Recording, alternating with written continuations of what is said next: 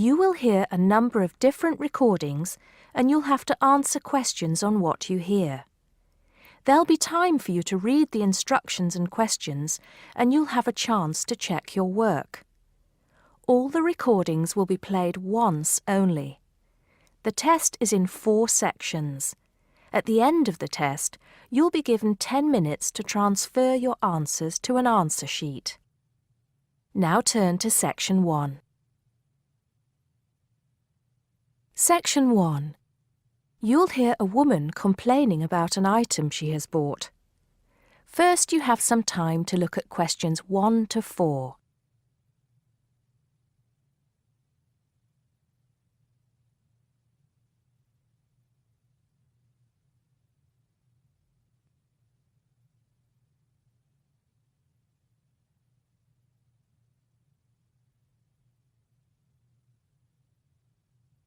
You'll see that there is an example which has been done for you.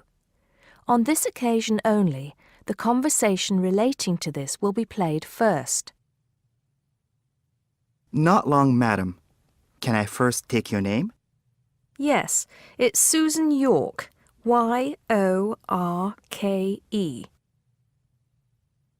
The woman gives her name, so Susan Yorke has been written next to name on the form. Now we shall begin. You should answer the questions as you listen because you will not hear the recording a second time. Listen carefully and answer questions 1 to 4.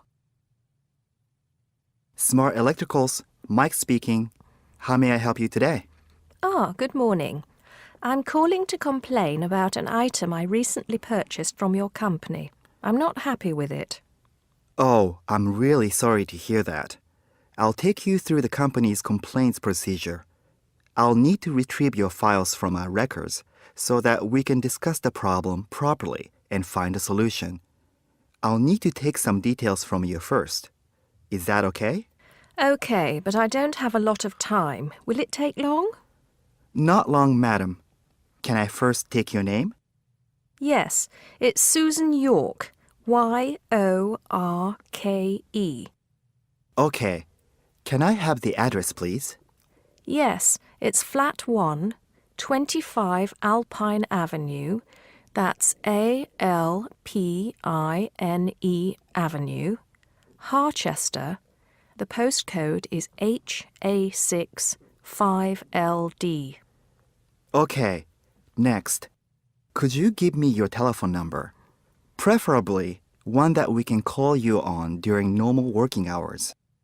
Well, the home one is 01734 525 268. But you're only likely to catch me on that number in the evenings. I usually have my mobile phone with me during the day, though. It's probably best to take that number then. All right. My mobile number is 0781 233 452. And do you have the order reference number on you, by any chance? Well, I have the receipt that the camera came with in front of me. Ah, good. Which number is it? It's a bit confusing. It should be the 7-digit number on the top left corner of your invoice. Let me have a look. I need my glasses. Found it. It's DMX8443. Thanks. Now, when did you purchase the item? Well, the camera was delivered last Monday, on the 1st of February. I ordered it online about 2 weeks before that, but I can't remember the exact date. If you have another look on the invoice receipt, the date should be there. Oh, yes. Here it is. January the 15th. Okay, I'll make a note of that. So, the item is a digital camera?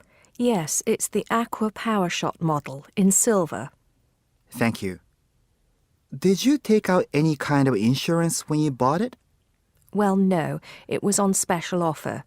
I didn't need to pay any extra for the insurance because it came with a special 4-star policy. Well, it means you're fully covered for at least another 3 years. Before you hear the rest of the conversation, you have some time to look at questions 5 to 10.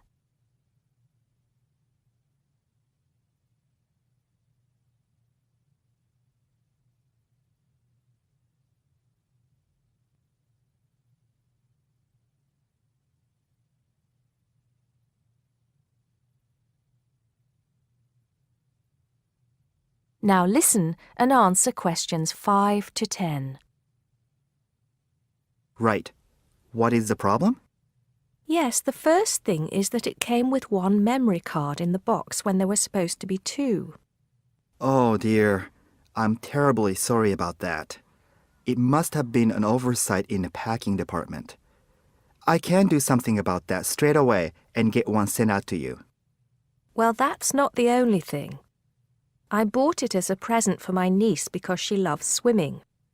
It said on the website that it was waterproof, but when she took it on holiday and tried to use it underwater, it got ruined because water got into the lens. You can imagine how disappointed my niece was. I certainly can. Were those the only problems? No, there was one other thing. It came with a case to protect it. When I opened the box to take the case out, I saw that it had a big scratch on it. We're really sorry about that. I can offer to have the camera repaired for you. In the event that it can't be repaired, we'll send you a replacement. I don't think so. Seeing as it was faulty in the first place, I wouldn't want another one. I think I'd rather have my money back. Can I get a refund? Yes, of course. If you send it back to customer services, I'll make sure it's dealt with. Thank you very much. That is the end of section 1. You now have half a minute to check your answers.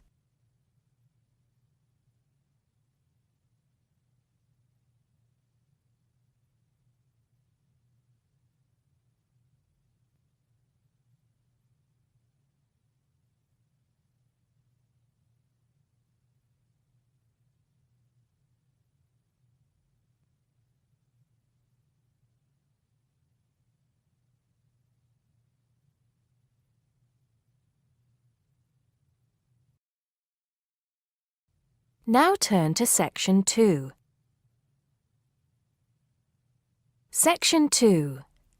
You'll hear a tour guide talking to a group of visitors about Bestley Castle.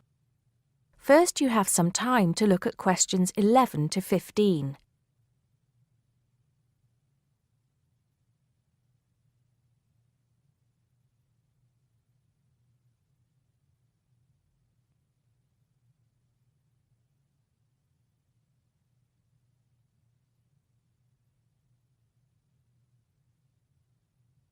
Now listen carefully and answer questions 11 to 15. Welcome to Bestley Castle. It's nice to see so many of you here today. Before we go in, I'd like to tell you some information about the castle, the things to see and do, and the facilities available to you in the grounds. We'll do our best to make this a truly memorable visit. Now, the castle grounds are quite big, and we don't want you to get lost, so I'm going to give you an idea of the layout. At the moment, we are at the entrance, and immediately to our left is the Tourist Information Office. Go here if you need any questions answered. They'll be happy to help. And of course, behind the tourist office is the car park where the coach dropped you off, and it'll also pick you up from the same spot at 5 p.m. today. In front of us are the water gardens. If you stroll through, you get to the North Bridge, which is the entrance to Bestley Castle. Take your time and enjoy looking around the castle. There's a lot of history steeped in those walls. As you leave the castle via the South Bridge, you'll be greeted with the sight of roaming deer. During the day, there will be scheduled feeding opportunities where visitors can get involved. However, we do request that you do not feed the deer outside these times. To the right of the deer park is the Castle Museum, and behind that is our award-winning restaurant. It's a relatively new addition to the castle grounds, but is fast gaining a reputation for its food. Alternatively, you can choose to dine in the picnic area on the other side of the deer park. It's perfect for the family as it's next to the kids' play area and homemade ice cream hut. We hope that on your way out, you'll pop into the gift shop by the exit for something to remember us by. Before you hear the rest of the talk, you have some time to look at questions 16 to 20.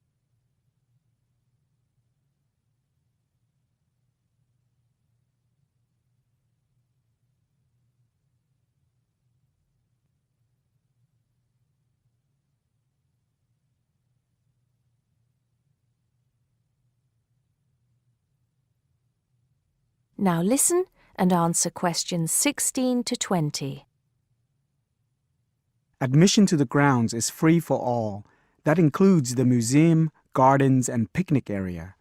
There is an admission fee for the castle, which is £6.50 for adults, with a 10% discount for students and retired people. Children under the age of 16 pay half adult price, and under 8 go in free. There are many spectacular events throughout the year, and for most of them, there's also an admission fee. As these events are in high demand, it's a good idea to book well in advance. Some of the exciting events planned for this year are the Summer Medieval Festival, where you can watch old-fashioned knights and experience a feast in the halls of the castle, as if you were a guest of King Henry VIII himself. There are several concerts planned this year too, including a rock concert at an admission price of £10 per person and a special jazz concert which is free to the public. I'm sure you'll agree that all tastes and ages will be satisfied. One scary but extremely popular event is the annual Haunted Castle event at the end of October, where the castle comes alive at night. Why don't you come along if you're brave enough? Another sight to see is the fantastic firework display on November 5th, and the cost of that includes refreshments. We also have a long tradition of raising money for charity. The charity event held every year on the first day of May will this year be an archery contest. Entrance is free, but donations are certainly welcome. This year, we'll be collecting money on behalf of a charity for elderly people, Age Concern. Just in case you can't remember all of that, you can pick up a leaflet showing the timetable and prices for all events from the Tourist Information Desk. You can also go online to get this information from our website. That is the end of Section 2. You now have half a minute to check your answers.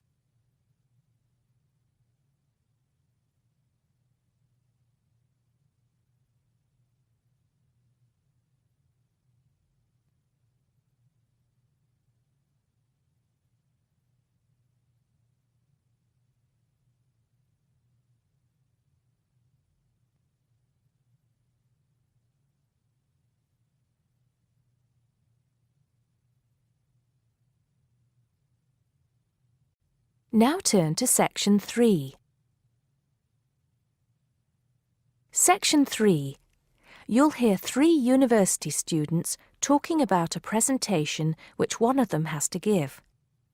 First, you have some time to look at questions 21 to 24.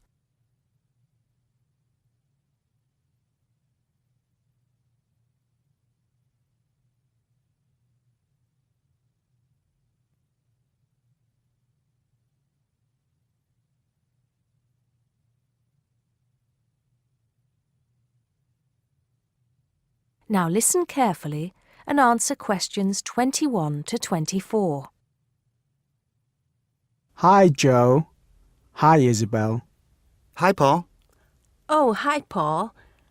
I've heard you've been stressing out about your presentation on art. I am. Are you still going to talk about the different types of art? Yes. Well, I was planning to, but there's so much stuff on the subject that I'm finding it difficult to put it all into one short presentation. Huh?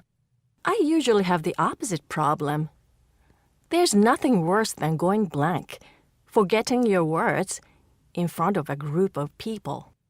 Well, the problem is that I don't know how to organize what I want to say in the presentation. Well, you know everything there is to know about the subject. It's just a question of selecting what you want to talk about. Well, there's a lot to discuss about the different periods in art. That's a good way to start.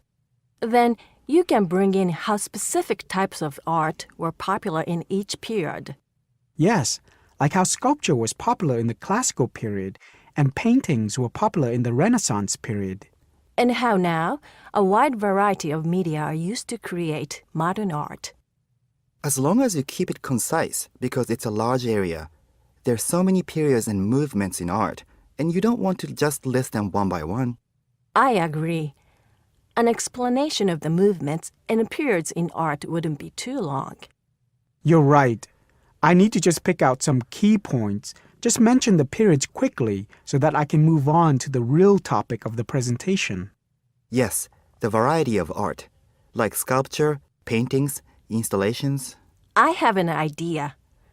Why don't you prepare a timeline to show to the class? That would be a nice visual, and it would focus your ideas so you don't get too sidetracked. Great idea. It would certainly cut down on time. Right then, where are we? You'll begin with a very short introduction to the historical periods of art. Then, you'll talk about popular types of art within these periods. That's sorted. Maybe you could also mention some key works of art in each period, like the Venus de Milo statue or the Scream by Edvard Munch, and give some interesting facts on them. That's not a bad idea, because it does give people a frame of reference when I talk about specific kinds of art. After giving a historical context, I should really talk about different forms of art, shouldn't I? Yes, you should. After that, you can conclude with a question on what is considered to be art. Now, that would be really interesting. Yes, comparing the traditional views of art with modern views. Exactly. I think I'll have a collection of pictures, including famous pieces of art from classic to modern, projected on the wall, like the Mona Lisa, and some pop art, and ask people whether they think it's art or not. Before you hear the rest of the conversation, you have some time to look at questions 25 to 30.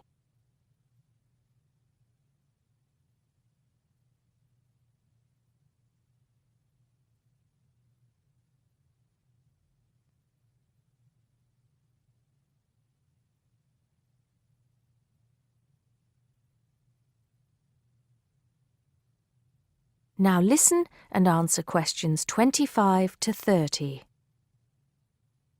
Showing some famous works and asking people what art is would certainly lead to discussion in the room. People's appreciation of art is so subjective, and it comes down to taste.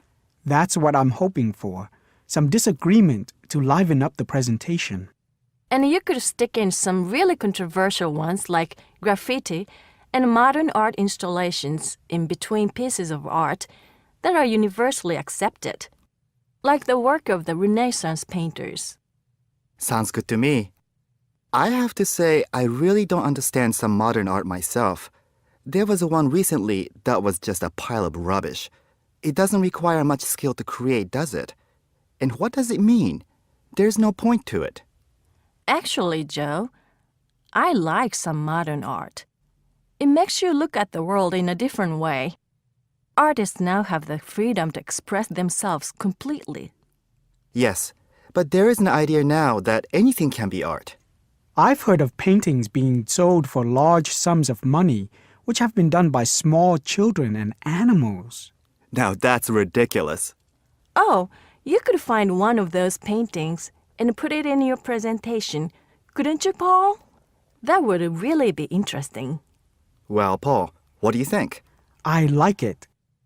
Just thinking. I'll need to do some more research to find pictures for the slideshow.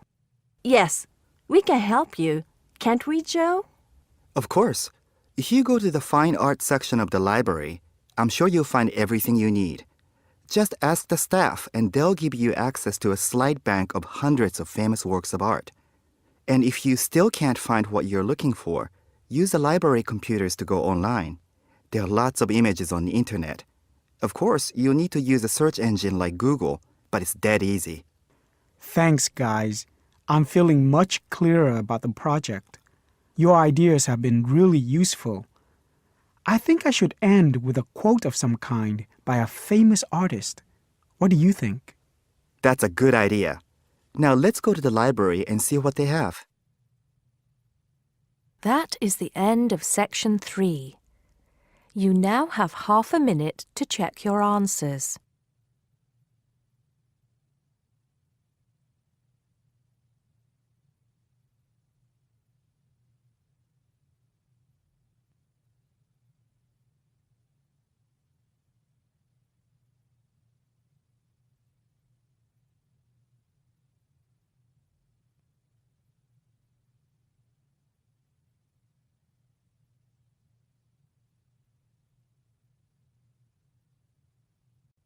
Now turn to section 4. Section 4. You'll hear a lecturer talking to students about languages. First, you have some time to look at questions 31 to 36.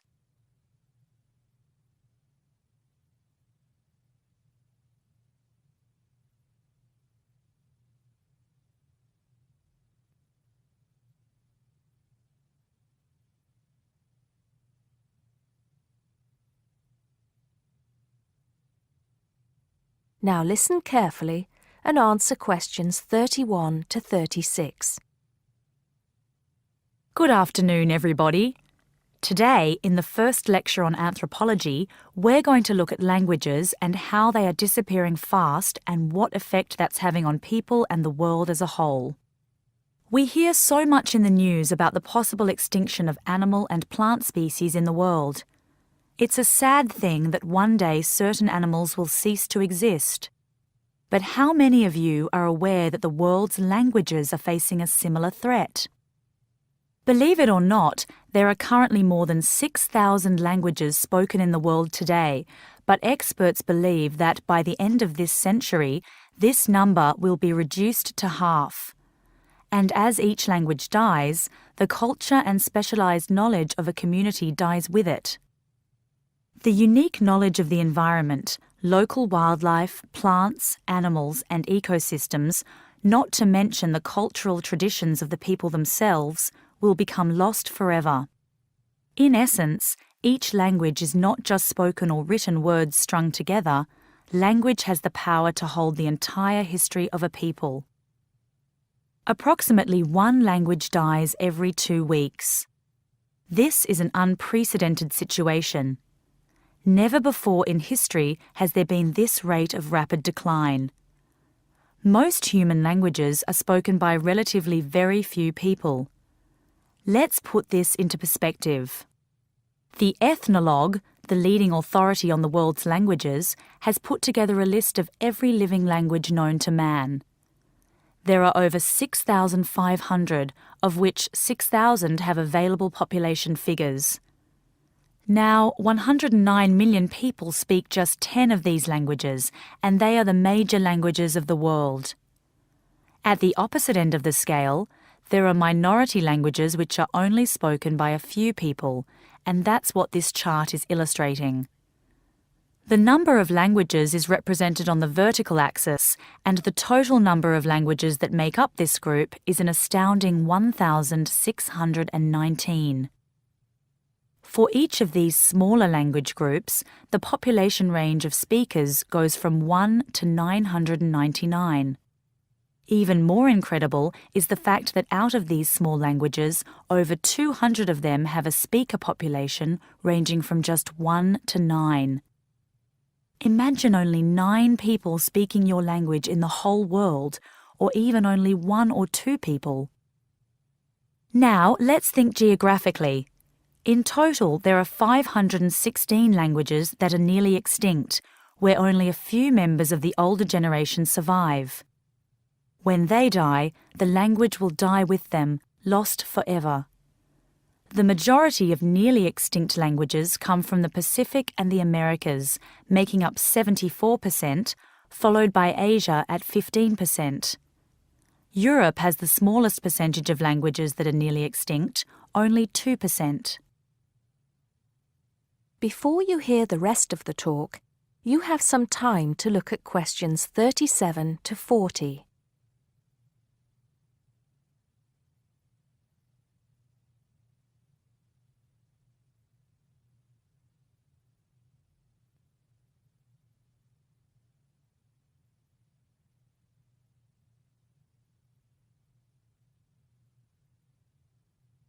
Now listen and answer questions 37 to 40. Entire languages which have survived for centuries are disappearing as we speak. But why is this happening now? There are several reasons for a language's demise. Globalization has made the world smaller, and technology has made it easier for people separated by vast distances to communicate in a common language, which further ensures the growth in economic status for such communities. Minority languages have given way to the main languages of global communication, like English. On a social level, speakers may feel the minority language to be old-fashioned and behind the times. Maybe even speakers are slightly embarrassed to speak the language of their forefathers, identifying more with an international language that brings with it improved economic status. Now, some do argue that a reduction in the number of world languages is inevitable, and anything to ease communication between nations is a good thing, and granted, there is a point to be made there, but what are the long-term implications of this? Consider this. Language, in both spoken and written form, is the vehicle for oral traditions to be passed down through generations. When a language becomes extinct, this link is broken and these oral traditions are lost. This has enormous implications for the identity of a community. We can't stop the changes that are happening in the world, but we can try to keep languages alive through language maintenance programs and by documenting languages before they disappear, so they can be studied and maybe even resurrected in the future. It's also important to remember that many people who speak threatened languages can neither read nor write. Helping them become literate goes a long way towards protecting the language. Preserving a language is not easy, but there have been exceptional cases where languages have been brought back to life. In Ireland, Irish Gaelic, once a dying language, through national determination is now spoken by 13% of the country's population. We'll go into what happened there in more detail in my second lecture. That is the end of section 4. You now have half a minute to check your answers.